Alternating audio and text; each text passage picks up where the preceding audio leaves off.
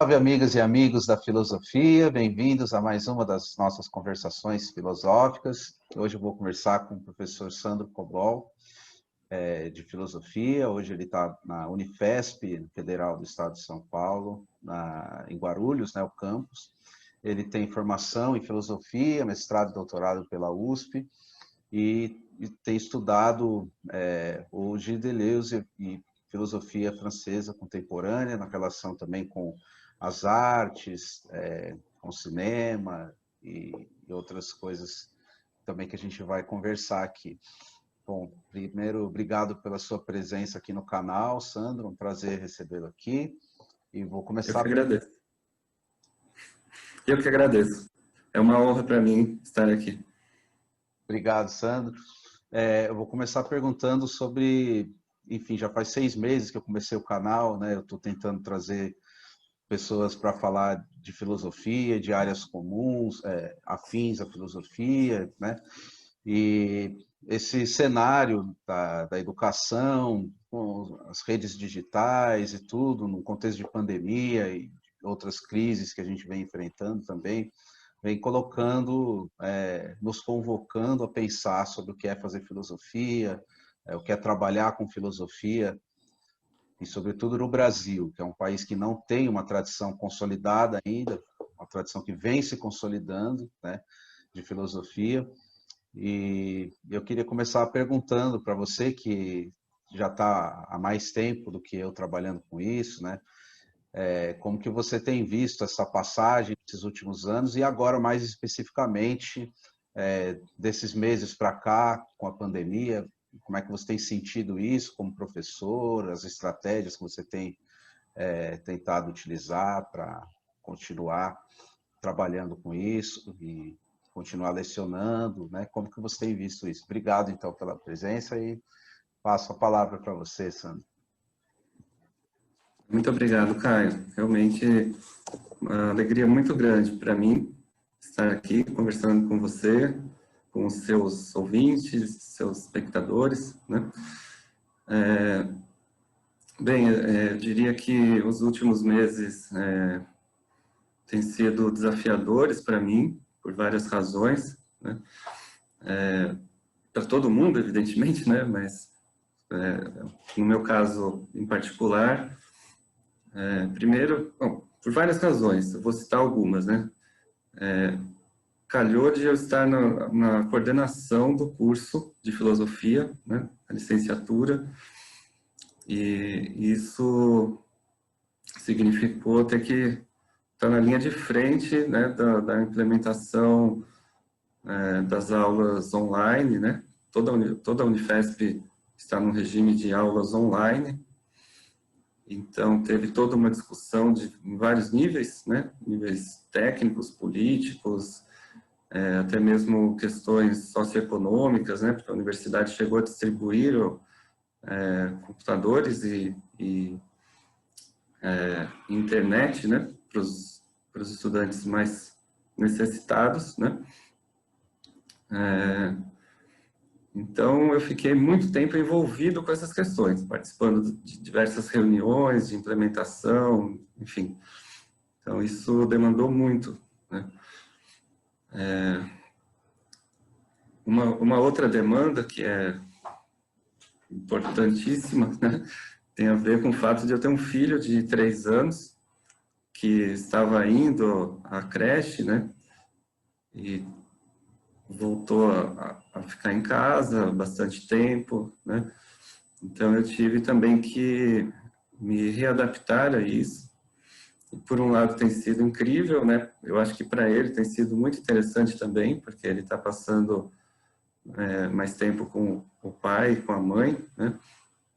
E, enfim, para ele está tudo bem, né? Digamos, ele já consegue entender também, né? O porquê que ele não está indo à escola, né? Mas, enfim, é uma demanda grande, né? De estar junto cotidianamente. Isso tem me obrigado a rever prioridades, digamos assim, né? Mas, evidentemente, a minha prioridade é ele, né? Então, o importante é que depois de tudo isso, e agora na sequência também, né, que ele consiga estar mentalmente saudável, digamos assim, né, não tenha ficado nenhuma marca muito profunda dessa história toda. E ao mesmo tempo em que já é o momento de ensinar várias coisas, né, vários valores, e então a prioridade é essa, né, que ele seja uma criança respeitosa no trato com as outras pessoas, com os outros seres, com a biosfera, né, enfim, que ele não reproduza hierarquias de gênero, que ele possa estar preparado para ser antirracista, né, tão logo o racismo se apresente para ele. Enfim, essas questões para mim são importantíssimas e é algo que se dá cotidianamente, né, no ensino, nos gestos, no exemplo. E, bom, mas retomando então a questão acadêmica, né, a gente, na Unifesp, retomou o primeiro semestre de 2020 agora em agosto, e eu estou lecionando sobre o ensino de filosofia, né, e no começo tive dificuldade de me adaptar com o formato, mas eu acho que rapidamente as coisas funcionaram bem, né, estão funcionando bem. A gente está conseguindo fazer bons debates, é possível que, assim, é um formato em que é possível a participação, né? Não é apenas uma aula expositiva, né? Quer dizer, eu tenho conseguido trabalhar com conversas, com debates, com apresentações dos alunos. Então, está sendo produtivo, assim, né? No bom sentido, está sendo muito produtivo. É lógico que falta muita coisa, né? A gente sabe disso, falta o contato direto, né, com os estudantes, faltam os momentos presenciais, as lacunas, os silêncios, né? Mas, enfim, a gente vai se virando por enquanto, né? Acho que é isso.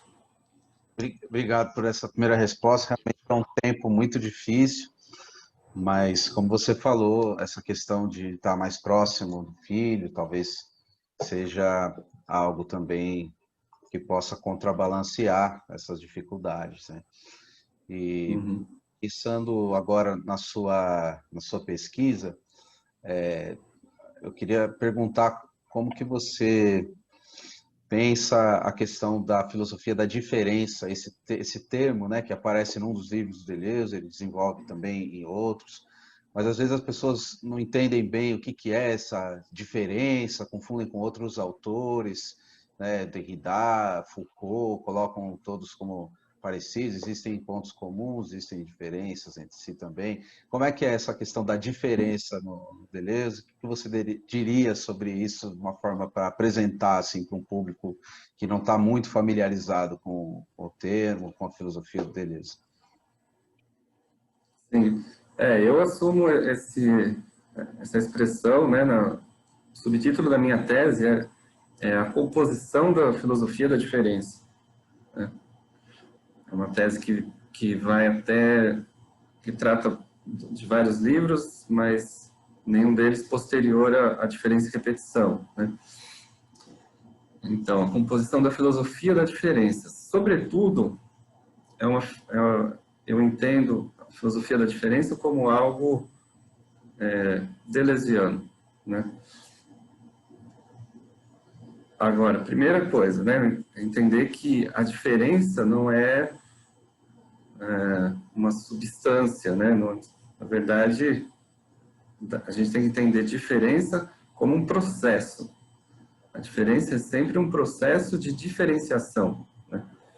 A diferença é diferenciação, ou seja, uma filosofia da diferença é uma filosofia do devir, né? Uma filosofia que procura, a partir da criação conceitual, né,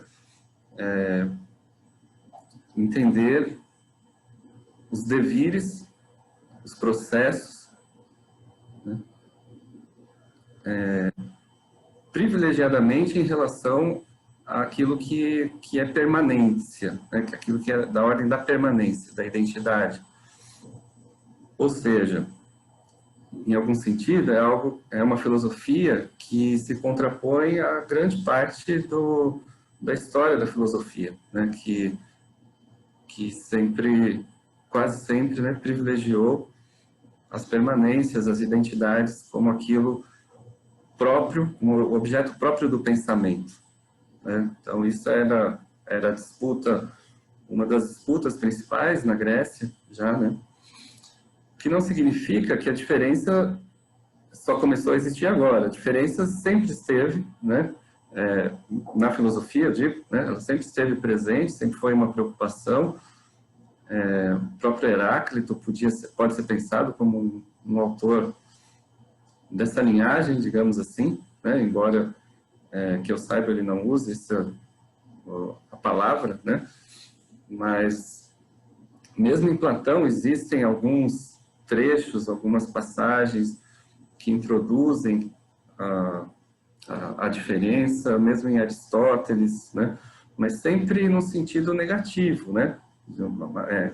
É como contornar a diferença, é como submeter a diferença às raízes lógicas do pensamento, digamos assim. Então, a diferença é aquilo que, nessa tradição, né? A diferença é aquilo que escaparia ao pensamento, aquilo que precisa ser domado de alguma maneira, né? Para poder ser pensado. Ou então, mesmo ser eliminado, né, das preocupações, digamos, da construção conceitual, da construção lógica. Então, o Deleuze faz uma história, digamos assim, né, da filosofia da diferença. Ele vai encontrar os seus aliados, né, e ele transforma, por exemplo, Bergson, né, num filósofo da diferença. Ele faz de Nietzsche talvez o grande filósofo da diferença, né, sem que esses autores necessariamente tenham tenham tido esse tipo de preocupação. Mas, enfim, para Deleuze, a vontade de potência nietzschiana é a própria diferença, né? Dito de outra maneira, é a própria diferença, né? Então, de qualquer forma, é um olhar retrospectivo, né? E que vai permitir, com o desenvolvimento da filosofia deleuziana, né? Vai permitir, digamos, pensar, né? Vai permitir pensar a realidade enquanto processo, ainda mais a realidade mais recente nossa, que é muito acelerada, né, com mudanças científicas constantes, né, que necessitam de outras maneiras de pensar, né, em que é evidente que a identidade, que a semelhança nem sempre dão conta dos processos, né. Então, digamos que ela vai se tornando presente em outras áreas também, vai ser explorada também dentro da biologia, da embriologia, da geologia, enfim, né? Mas, assim, se a gente quer encontrar os aliados, digamos, né, é preciso... Tem um critério fundamental, né, que é entender justamente que a diferença é um processo de diferenciação e que ela não passa pelo negativo, né? Então, na ciência da lógica, Hegel discute a diferença, né? Tem um capítulo sobre identidade, diferença e diversidade, né? Mas a diferença, ela só é pensável a partir como negação, né? E por isso o Hegel, antes, muito diferentemente, né, de ser um aliado, ele é um alvo preferencial do Deleuze, né? Para mostrar que a filosofia hegeliana é uma filosofia da identidade. E ele vai usar muito, como se sabe, para quem estuda, isso é muito corriqueiro de estudar, né? Vai usar muito Nietzsche como contraponto ao Hegel, né?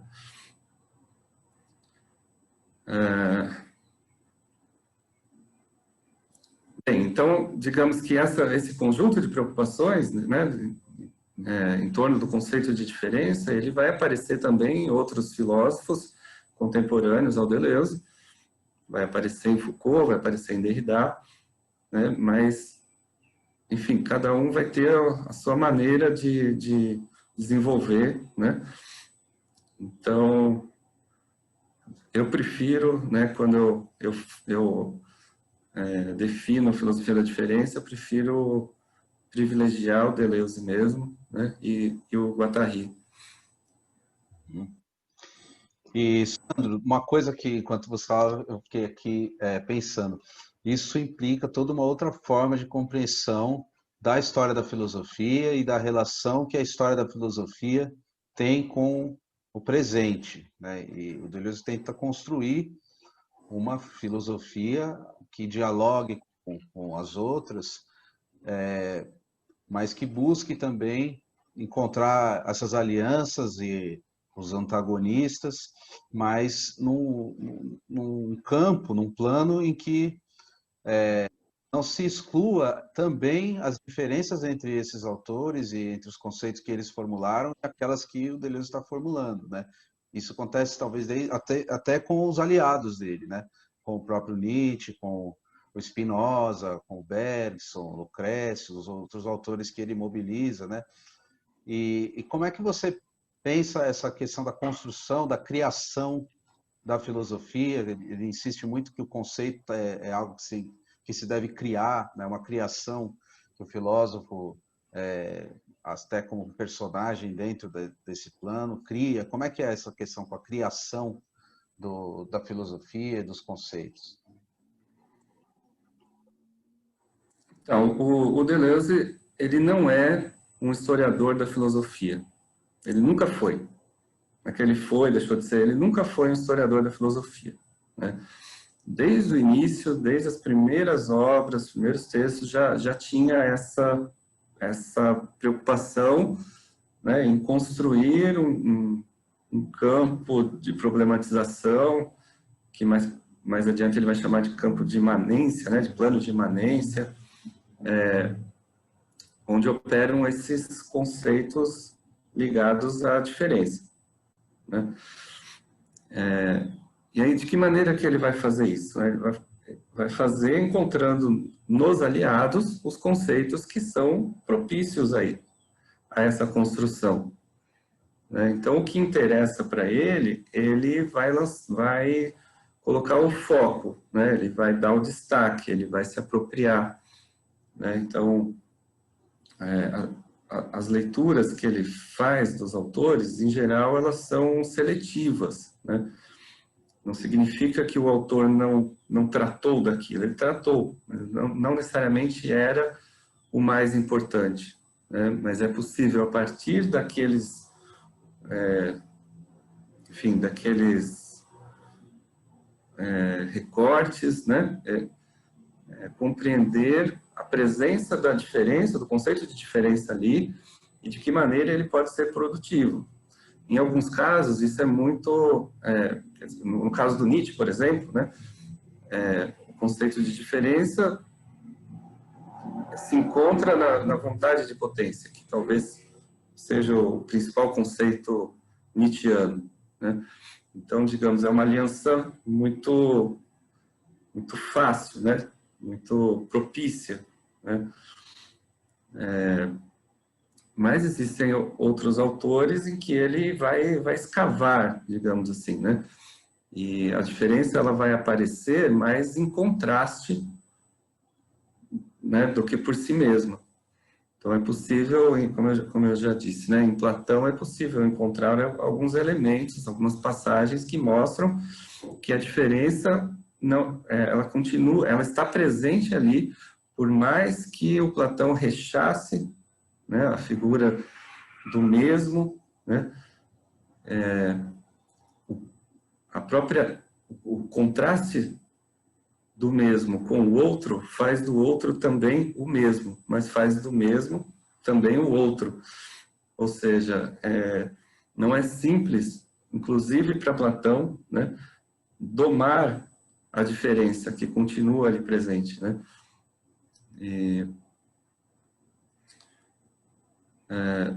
Mas, enfim, digamos, é uma metodologia de trabalho do Deleuze, né? Fazer esse tipo de apropriação conceitual, e isso tem que ser tomado como ponto de partida, né?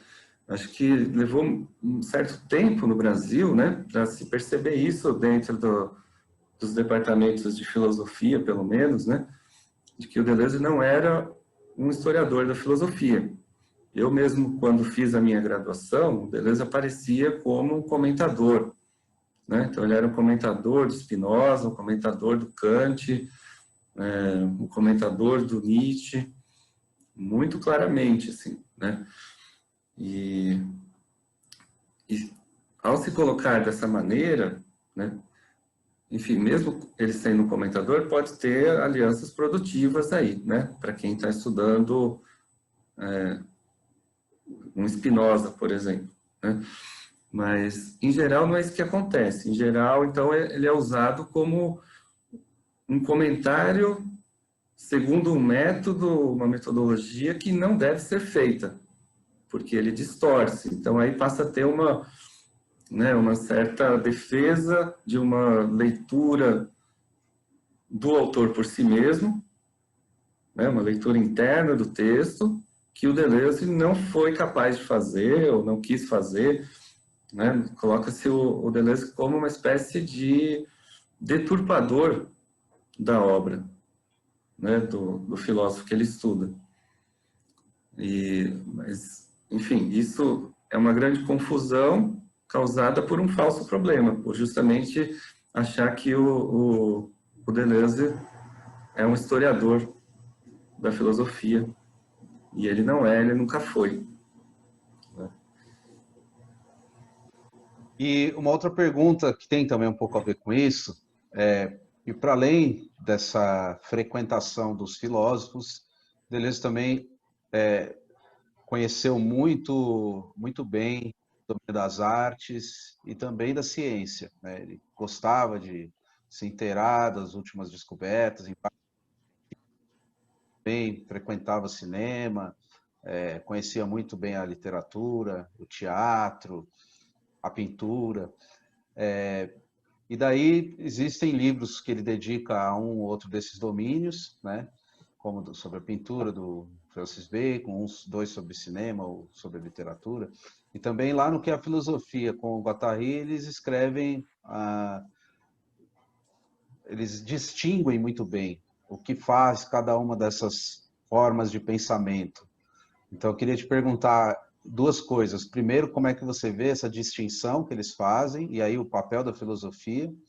E segundo, para você comentar, que eu sei que você também tem estudado o cinema especificamente, e aí o Glauber Rocha como uma figura importante no cinema, né? Uma segunda pergunta sobre isso, né? O cinema do Glauber e a relação com o Deleuze. Então, é uma distinção bastante produtiva entre o que é a filosofia e o que são as artes, que são as ciências, porque elas são vistas como formas de pensar tão importantes quanto a filosofia, né? Mas que tem outras maneiras, outros procedimentos, né? Outras maneiras de pensar.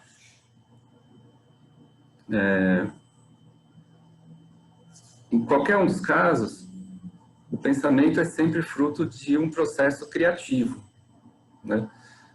Então, isso é interessante para as artes, né? No caso da pergunta que você está me fazendo, porque ela não depende da filosofia para nada, né? Ela tem uma autonomia, uma independência no seu campo, mas é importante também para a filosofia, porque ela pode ser, ela é entendida como um processo criativo também, né? Então, o artista, ele cria obras dos mais variados tipos, né?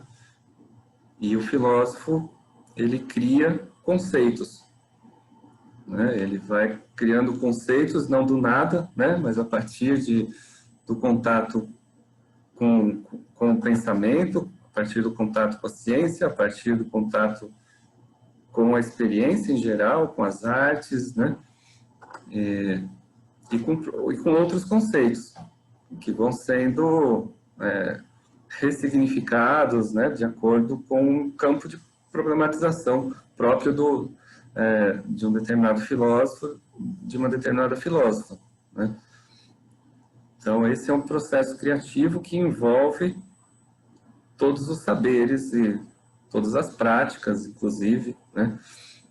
Ou seja, isso dá à filosofia, né, um valor gigantesco, né, uma atividade que pode se dar em qualquer campo, em qualquer circunstância, e muitas vezes até, digamos, eu ia dizer uma palavra, mas é melhor dizer que ela se dá às vezes sem muito planejamento, né? Quando a gente menos espera, a gente está escrevendo, a gente está pensando sobre um determinado tema e está construindo um conceito próprio para aquele pensamento, né? Para dar conta daquele tema. E isso já é um processo de fabricação de conceito, né? Então, eu acho que isso tem sido muito bem compreendido e muito bem praticado, digamos assim, por quem estuda Deleuze, Guattari, né? De entender cada vez mais isso, né? De entender que se trata de pensar, de fazer filosofia a partir desses autores, né? A gente lê esses autores e vê como o Deleuze escreve sobre pintura, como o Deleuze escreve sobre cinema, e a gente fica tentado a fazer coisas, né, semelhantes, enfim, de ter coragem mesmo, né, para fazer isso. E eu acho que isso é libertador, né? É libertador, porque não se trata assim, de você aplicar uma determinada estrutura conceitual num determinado objeto. Muito pelo contrário, né? Se trata de você entender um funcionamento e aí, diante de algo que afeta, de alguma forma, que afeta, seja a sensibilidade, seja inicialmente, né? Mas que digamos, que vá a fundo nessa maneira de nos afetar, né? De nos provocar, ao ponto de a gente escrever, da gente construir um pensamento sobre algo. Então, muita gente tem feito isso hoje no Brasil, né? O pessoal, meus amigos, companheiros do GT Deleuze, são incríveis, né? Tem trabalhos maravilhosos sendo feitos e ainda bem, né? Ainda bem. Não que seja um trabalho menor, aquele de ficar no texto, né? Como eu fiquei por muito tempo destrinchando lá, seja o bergsonismo. Bergsonismo eu fiquei muito tempo. Diferença e repetição. Lógica do Sentido é um livro impressionante, né? Que eu já fiquei muito tempo estudando e acho que ainda tenho muitos anos pela frente, tá? Pausei, né? Não estou fazendo isso agora, mas são livros inesgotáveis, como todos os grandes livros de filosofia, né? Mas nesses casos, especificamente, são livros que mobilizam, né? Mobilizam a produzir, mobilizam a colocar o seu próprio pensamento em funcionamento, né? Bom, enfim. E uma certa vez eu fui provocado a partir de um convite, né, a participar de um debate sobre o Glauber, sobre o Santo Guerreiro contra o Dragão da Maldade, né? E aquilo foi para mim uma experiência, né, que acabei ficando vários anos estudando essas questões do cinema em Deleuze e essa relação, né, Deleuze e Glauber. E, digamos assim, das coisas que eu já fiz, né, na minha carreira acadêmica, dá para dizer assim, é uma das coisas que eu acho que são mais interessantes, né? E, bom, enfim, e ainda recentemente eu estava revendo, né, e acho que ainda tem algumas, daria para retomar ainda isso, tem coisas que ainda dá para repensar. Mas, enfim, primeiro que o próprio Deleuze escreve sobre Glauber. Ele escreve, não chega a ser 2 páginas do Imagem e Tempo, em que ele faz uma síntese, né, das principais, sem se referir explicitamente, né, mas uma síntese dos principais filmes do Glauber, do que é o cinema do Glauber, né,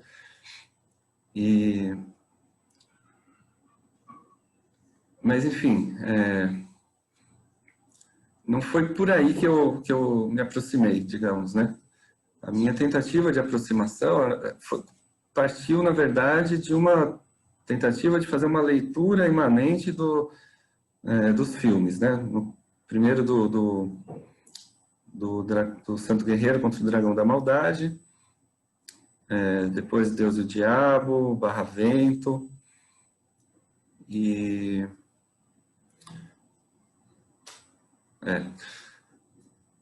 nessa tentativa, né, quer dizer, foram aparecendo, né, foram sendo trazidas para mim certas ideias sobre o cinema do Glauber.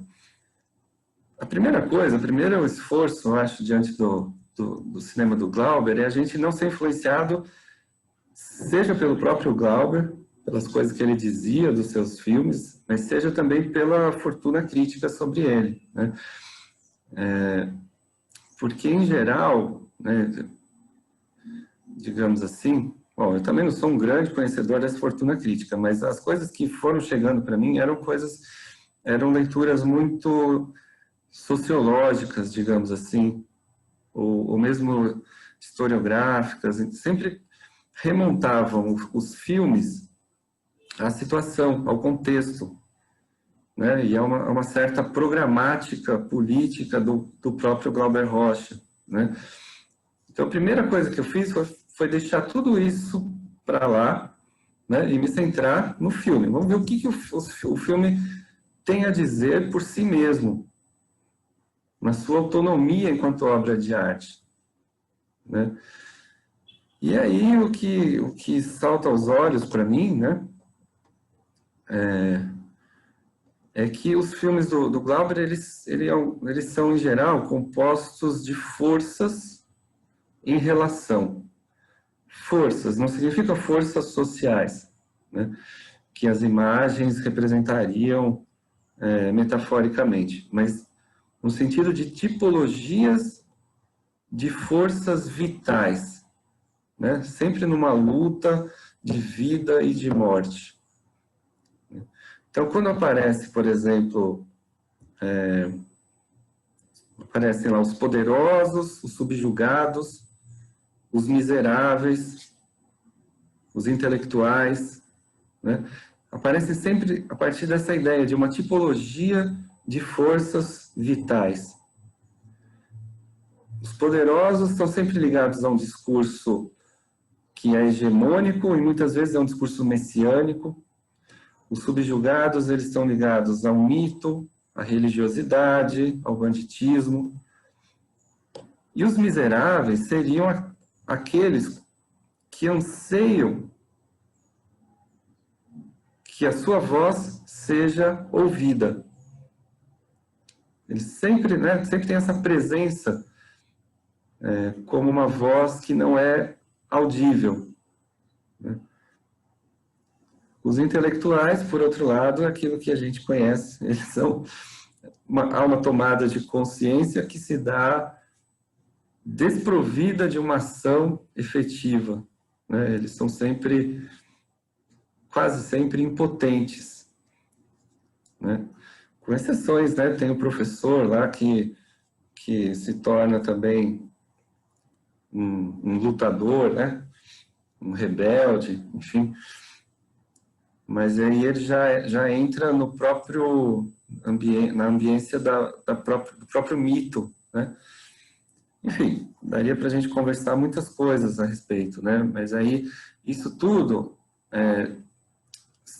chegou para mim a partir de uma análise mesmo das imagens, né? Então, eu fui lá decupando os filmes, né? E, a princípio, né, o que eu levei mais adiante esse processo foi o Santo Guerreiro contra o Dragão da Maldade, né? E aí eu fui vendo os tipos de imagens que prevalecem em cada momento e que relação isso teria, né, com os personagens envolvidos, com a narrativa. Então, tem muitos momentos em que há uma construção diagramática, né, em que os elementos, esses elementos, essa tipologia, ela aparece disposta na imagem como se dentro de um diagrama. Às vezes até parece um tabuleiro, né? Tem aquela cena do... Bom, enfim, eu não vou entrar nos detalhes, senão a gente vai ficar horas falando sobre os filmes, né? Mas, enfim, às vezes parecem tabuleiros, em que as peças se movem, sempre em relações, né? Essas forças estão sempre se confrontando dentro desse diagrama, né?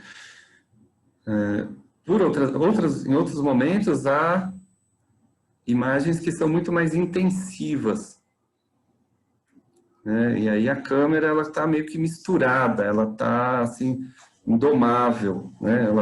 Ela se agita, né? Geralmente, são momentos em que há a música envolvida, né? Há batuques envolvidos, né? Enfim, então essa presença da cultura popular é muito forte e ela produz esses movimentos rítmicos da câmera também, né? Enfim, aí, junta uma coisa com outra, né? O que a gente tem é algo que, evidentemente, é óbvio que tem uma raiz no momento vivido, naquilo que foi pensado, aquilo que foi experimentado, percebido pelo Glauber, pelos outros artistas envolvidos, né? Mas eu acho que, muito além disso, são elementos que permitem a gente pensar outras instâncias, né? Ele serve para a gente pensar o Brasil muito além do contexto dos anos 60 e dos anos 70, né? Então, é só a gente pensar na figura do Dias, né? O Dias, né? Às vezes pronuncia Dias, acho que no filme eles falam Dias, né? Que é aquela figura quase de um monarca, né? De um déspota que toma o poder só para si e que usa toda uma indumentária religiosa, né? Que carrega um crucifixo, enfim, que é uma imagem fortíssima que pode ser usada para pensar desde a colonização até o fascismo bolsonarista, né? Enfim, eu acho que Glauber ainda tem muito a nos dizer, né? E é por isso que eu digo que vale a pena a gente ainda continuar, entrar em contato com a obra dele, né? Que ele tem muito a dizer. Terra em Transe, sem dúvida, é um filme muito atual, né? Mas acho que todos esses que eu citei valem a pena a gente ver, tem muita coisa ali a ser explorada ainda. E como é que você vê a passagem? A pergunta é assim, como que isso comunica ou entra em relação, em relações com a produção conceitual do Deleuze? Sim, é muito explorada pelo Deleuze essa ideia da fabricação de um povo, né? Que o Glauber ele estava fabricando a partir desse contato com o mito e dessas tipologias de forças, né? Ele estava fazendo um apelo a um povo por vir, né? Essa ideia de um povo por vir. E eu acho que é mais explicitamente é isso. Não sei O se povo foi isso. falta, não? O povo atual falta. Tem a ver É, com o povo que falta. Exatamente. Que tem sempre um papel muito regressivo, quase sempre, né? Um papel muito regressivo nos filmes, né? Ele é sempre presa de algo, ou do misticismo, do messianismo, do cangaço, né? Do banditismo, ou então ou então do populismo, né? Que aparece lá em Terra em Transe, até que ele é simplesmente apagado, né? O Dias, ele não é nem mesmo um populista. Ele é uma figura que transcende, né? Ele encarna um poder que é transcendente ao povo, né?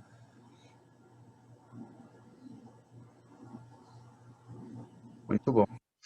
E para a gente fazer uma última pergunta, sobre suas publicações mais recentes, seus trabalhos mais atuais, que você tem pesquisado, grupos de pesquisa, textos, publicações.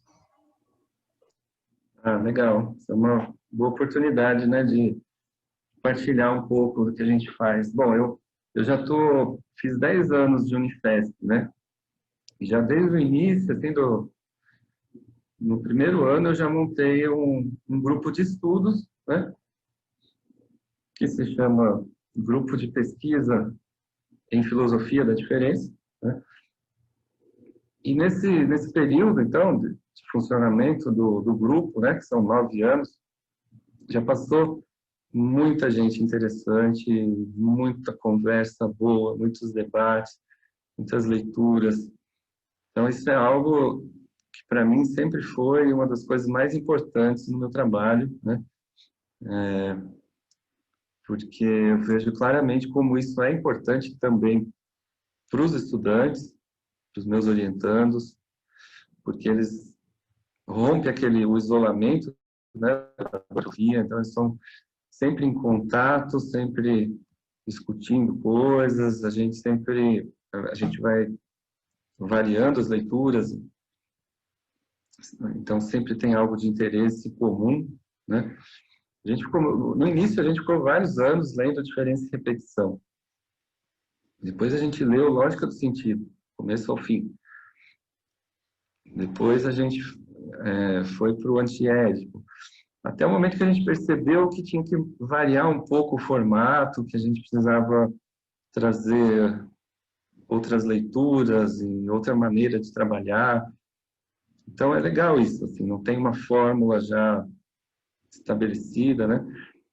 E é muito estimulante. E a gente continua agora na pandemia, se encontrando. A gente está lendo o texto da Débora Danowski e do Viveiro de Castro, aquele A Mundo por Vir, né? Está sendo bem interessante. É...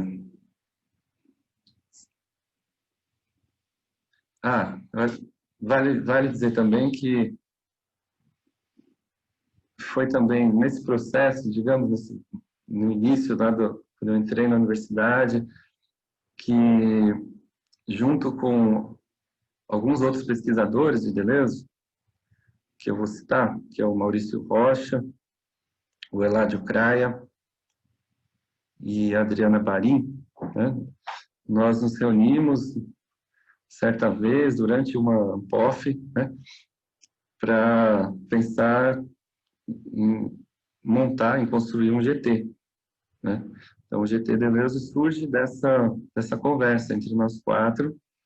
Aí a gente fez lá um projeto, apresentou, então, a partir de 2012, que existe o GT Deleuze, que é também um grupo sensacional, que tem feito encontros interessantíssimos, variados, e o fato da gente também estar em contato, a gente, que eu digo, o nosso grupo de estudos aqui, né, mas pesquisadores individuais também, enfim, pelo Brasil todo, o fato da gente estar nessa interlocução é fundamental, digamos, né, que a gente sabe que está escrevendo e participando de uma construção que não é só individual, né, que tem uma ressonância.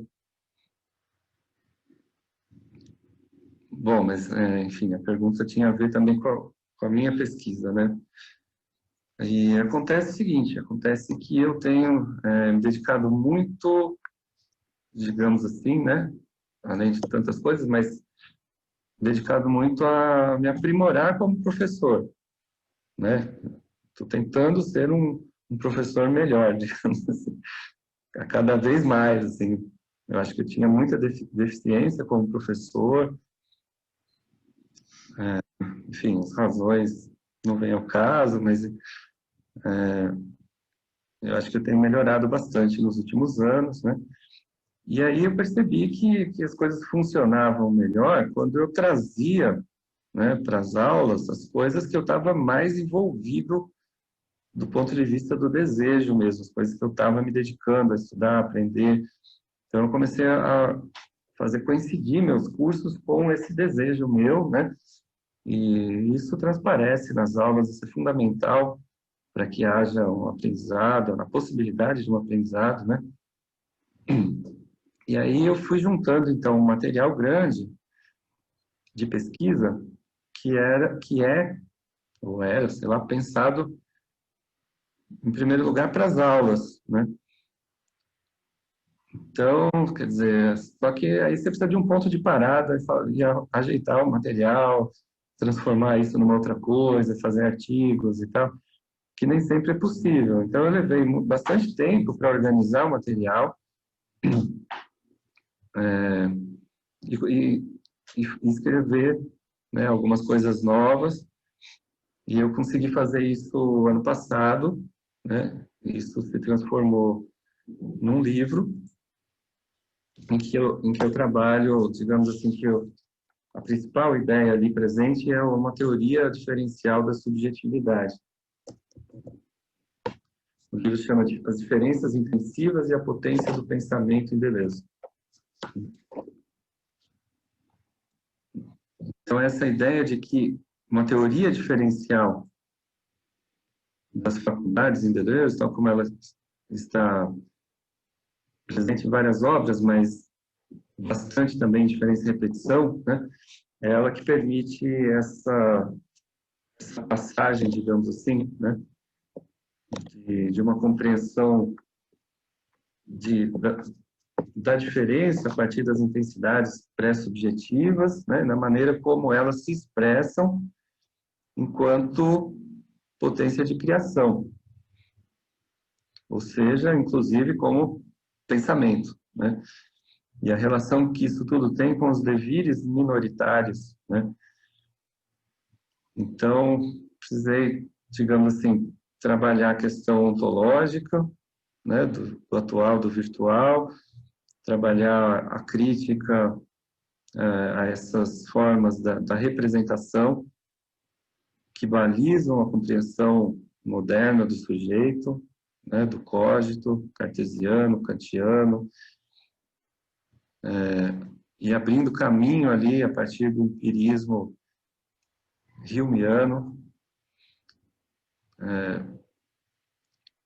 para conseguir chegar a essa compreensão do que é o pensamento, beleza? Como funciona o pensamento, como é possível engendrar o pensamento, né?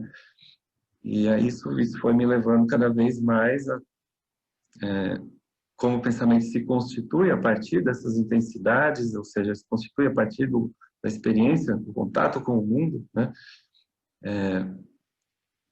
Isso me levou a aproximar isso dos devires minoritários, né? Então, eu terminei esse livro, eu consegui encaminhá-lo antes da pandemia, e aí, durante a pandemia, eu não tive resposta ainda. A editora, que é a editora universitária, ela está meio paralisada e tal. Mas, enfim, um dia deve sair. Ou não, né? Enfim, agora... Isso aí. Então, já fica aqui o convite para quem estiver assistindo para aguardar a publicação, né? E talvez saia também, não sei como que é, se vai ser só impresso, se vai ser digital também, essas coisas. Não, vai ser impresso. Muito bom. Então, estamos aguardando a publicação desse livro. Sandro, muito obrigado pela entrevista, gostei muito das respostas, gostei muito de conversar com você. E eu sempre peço uma última colocação, se quiser dizer alguma última coisa para a gente encerrar, agradecendo mais uma vez aqui sua presença. Eu que só tenho a agradecer. Eu vou encerrar.